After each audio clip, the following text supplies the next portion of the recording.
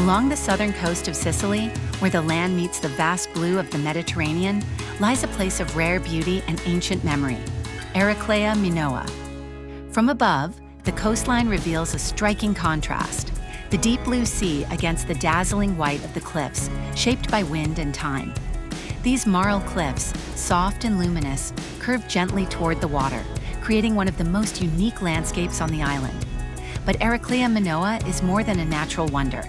Hidden among the hills are the remains of an ancient Greek city, founded over 2,000 years ago. The amphitheater still faces the sea, as if waiting for voices that have long since faded. From its stone steps, the horizon stretches endlessly, just as it did for those who lived here in antiquity.